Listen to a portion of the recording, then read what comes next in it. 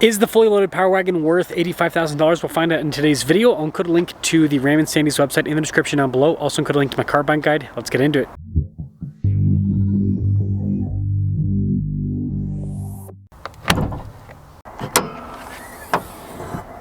This is a 6.4 liter Hemi that goes through an 8-speed. It puts out 405 horsepower and then 429 pound-feet of torque. I'm trying to hit 500,000 subscribers before the end of the year. I'd really appreciate it if you'd help out with that. We've got cab lights at the top and then venting here on the hood. The Power Wagon does come with the upgraded headlights. We got the new split light design. We also have fog lights, and then we have this custom grille as well. Recovery point, steel bumper, and a winch from the factory. And there are all of the elements put together. Just looking at the front end, you can already tell that there is an emphasis on recovery with the Power Wagon. Tire and wheel setup is 285 by 70 by 17. We've got Bilstein shocks from the factory, and this is lifted. Also these chunky fender flares, Ram logo on the side. This is built off a 2500, so it's coil sprung. Now taking a few steps back, we can see the two-tone design. And something else to note, the Power Wagon only comes in one configuration, 6'4" bed with the crew cab. When it comes to the bed, we've got LED lights, we have an outlet, and this has bed liner from the factory. The tailgate itself is very light, and you got the giant Ram and Power Wagon logos there. Updated taillights, and then you guys can see we've got the upgraded bumper as well. And there is a full-size spare underneath. And then here is that 3/4 angle on the truck. I will critique Ram, they definitely need to upsize the tires on the Power Wagon. They look really small for how big the truck is. Let's now check out the interior.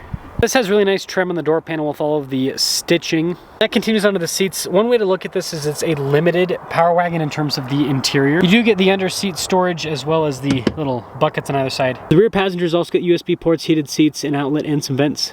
Keyless entry for up front. Same nice trim on the front door panel here with all the stitching. These mirrors power extend out, they power fold in, and they have blind spot monitoring. The control center mirrors are just down below, and up above them you have memory seat function. 1,267 pounds of payload capacity. Front seats here have the Power Wagon logo on them. They're power adjustable with lumbar support. The passenger also gets power adjustments with lumbar support. Start her up. Perforated trim on either side of the steering wheel with soft touch at the top and the bottom. Adaptive cruise control, you've got your gear limiter function just down below that, and then on the left-hand side, controls for the center screen. Ram's gone full digital here with the center screen. You can change the theme. You can also change the information that's displayed depending on what you want. And we do have a good old-fashioned, well, not super old-fashioned, but column shifter. It's electronic now. This does also come with a 360 camera system. It's got a bunch of different angles and good resolution.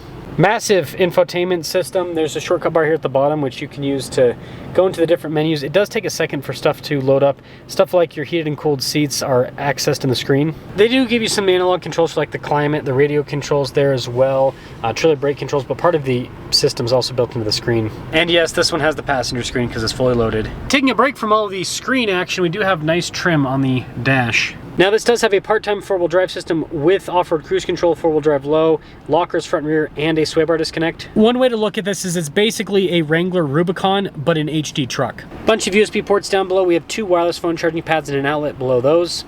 Power Wagon here on the center console, and you've got plenty of storage space inside, and this also slides. Function there to open up the power sliding rear window. It's actually there on the side, sorry. Anyways, we do have a sunroof too. This does all come at a cost. You can see the base MSRP there, but we've got quite a few packages that bring things up. Total MSRP is $85,565. Let's see how this Power Wagon performs.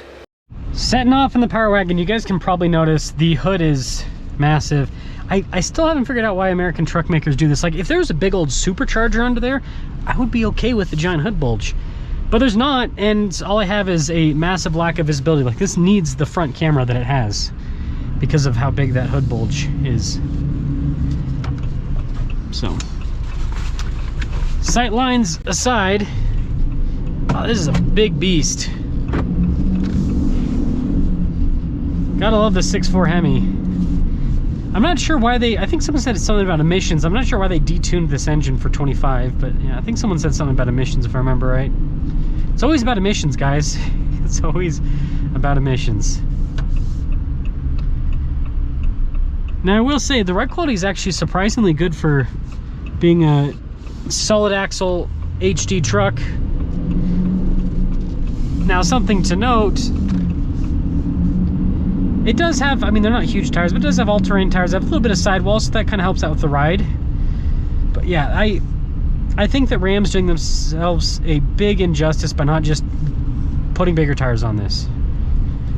I really don't understand the logic, because not only can it fit the bigger tires, but like that's what everyone does that buys these.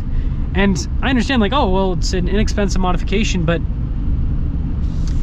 I mean, even Toyota is offering more aggressive tires for their vehicles from the factory. So like, if even Toyota's doing it, then like, come on, Ram, come on. Now the seats are comfortable. You notice with the turn signal on, you've got a turn signal camera. That helps out with, I mean, this is, again, a big vehicle, so it helps out with the side visibility there. Obviously, it's something you don't rely on, but I mean, having that and then having blind spot monitoring, it'll be very unlikely that you'll accidentally run over someone in your Power Wagon. But also, I mean, the truck has pretty good sight lines overall. I will say they're using a lot more synthetic materials inside with these. Now, I think a big part of that's just longevity of the materials, but it does kind of cheapen things a little bit.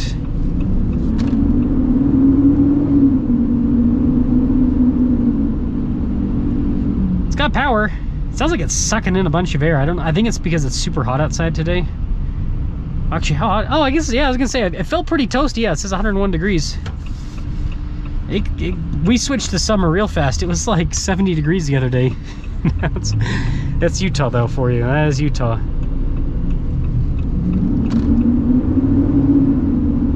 It's got good power. It's smooth too. Now you can imagine this in low range off-road. Very smooth power delivery. So the Power Wagon, it's really cool because it's an HD off-roader. We don't have a lot of HD off-roaders in the US market, especially triple locked HD off-roaders. I mean, we've got the Super dealership. Sorry, I gotta mention, the Super dealership has pride flags. Who'd have thought? So HD off-roaders, we've got the G-Wagon, the Lexus LX Overtrail, and the Ineos Grenadier that have triple lock set up, and then this. That's it. Everything else either is not HD that has triple lockers, or it's HD and it doesn't have triple lockers. So this is the only truck out of the bunch. Well, I guess you have the new Grenadier Quartermaster, so that's another one. But yeah, there's not a lot in this particular segment. So if you're looking for, and why would you want to? I guess I'll just quick little thing. HD off-roading. The reason why you want this, it doesn't give you any more capability off-road. It's just more durability. So the difference is, like, something like this, the suspension and the shocks, they're going to be able to handle more payload, more, I mean, this doesn't have massive payload, but what's a better way to word this? It's just more durable. So like, if you have this loaded up with stuff and you go and off-road it a bunch, it's going to last longer than like a Wrangler, for example. Like all the components, because again, they're heavy duty. It's kind of what it's meant for. So that's why you go for an HD off-road. You don't get it because you're getting more capability off-road. You get it typically because you get a little bit more payload, not in this case. And man, this is gonna be hard to park this back. And then you also get it because of the durability. That's the big thing, is it's just gonna last a lot longer through the abuse. So if you abuse your vehicle a little bit more, this is gonna be able to handle it a bit better.